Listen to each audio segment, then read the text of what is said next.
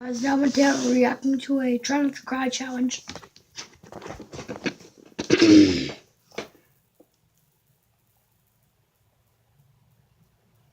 Like, where is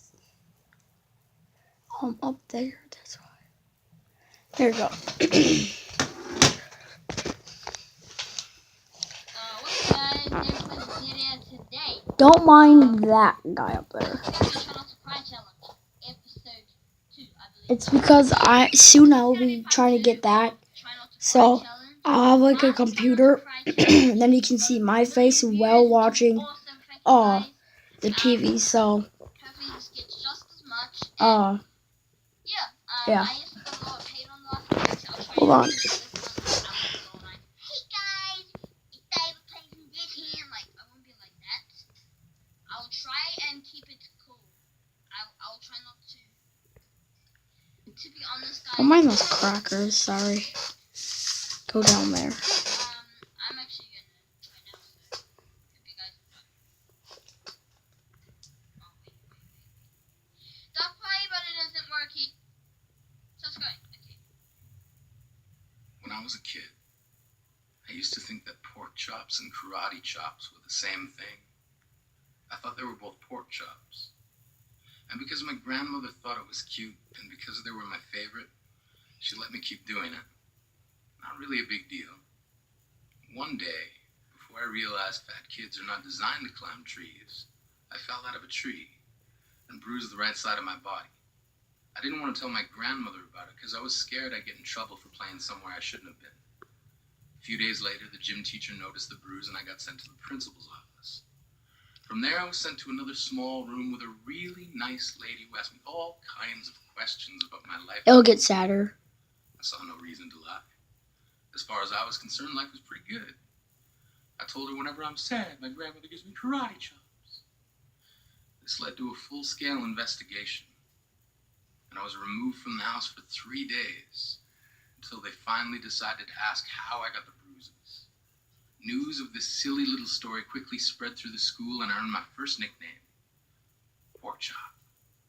To this day, I hate pork chops. I'm not the only kid who grew up this way.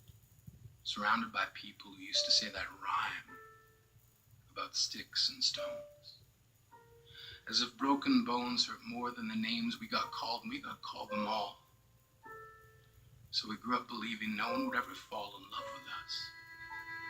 That we'd be lonely forever. That we'd never meet someone to make us feel like the sun was something they built for us in their tool shed. So broken heartstrings bled the blues as we tried to empty ourselves so we would feel nothing. Don't tell me that hurts less than a broken bone. That an ingrown life is something the surgeons can cut away. That there's no way for it to metastasize, it does. She was 8 years old.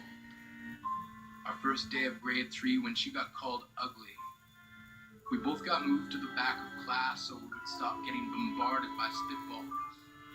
But the school halls were a battleground. We found ourselves outnumbered day after wretched day. We used to stay inside for recess because outside was worse.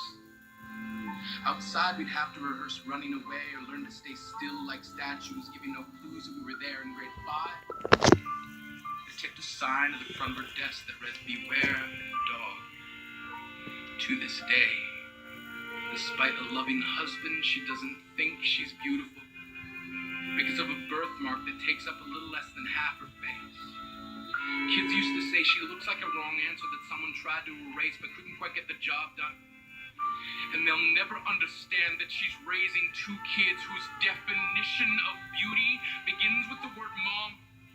Because they see her heart before they see her skin. Because she's only ever always been amazing. He was a broken branch grafted onto a different family tree. Adopted.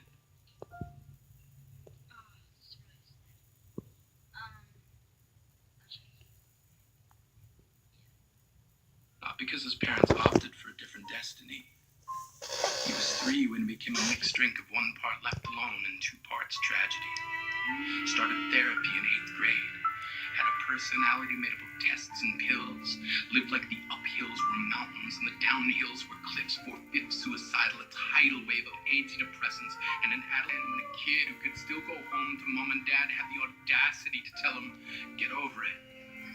As if depression is something that can be remedied by any of the contents found in a first aid kit. To this day, he is a stick of TNT lit from both ends. Could describe to you in detail the way the sky bends in the moment before it's about to fall.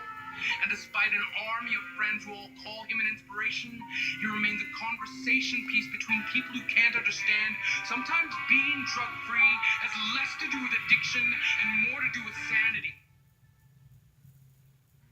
We weren't the only kids who grew up this way. To this day, kids are still being called names. The classics were, hey, stupid, hey, spaz. Seems like every school has an arsenal of names getting updated every year. And if a kid breaks in a school and no one around chooses to hear, do they make a sound? Or they're just background noise from a soundtrack stuck on repeat when people say things like kids can be cruel. Every school was a big top circus tent, and the pecking order went from acrobats to lion tamers, from clowns to carnies. All of these miles ahead of who we were freaks. Lobster claw boys and bearded ladies. Oddities juggling depression and loneliness, playing solitaire, spinning the bottle, trying to kiss the wounded parts of ourselves and heal. But at night, while the others slept, we kept walking the tightrope. It was practice, and yes, some of us fell. But I want to tell them that all of this is just debris. Left over when we finally decide to smash all the things we thought we used to be. And if you can't see anything beautiful about yourself,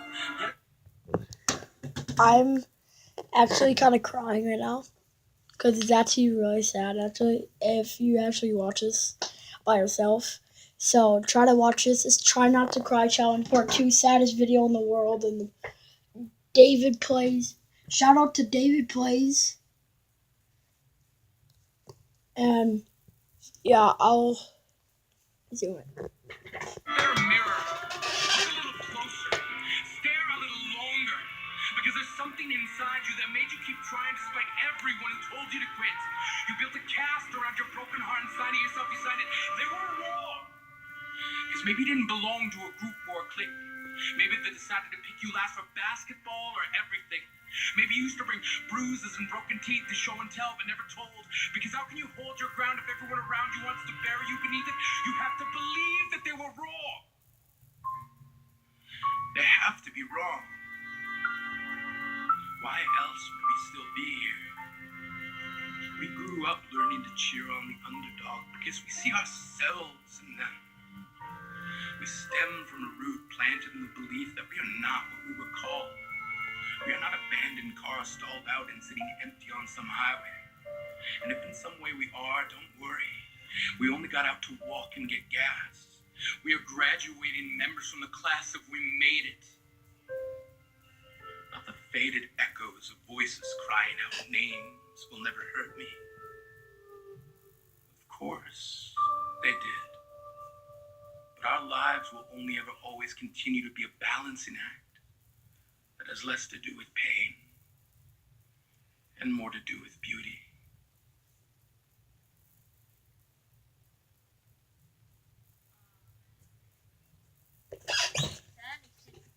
Sadly, very sadly, this Well, I'm gonna end the video there. I hope you guys enjoyed, and see you guys later.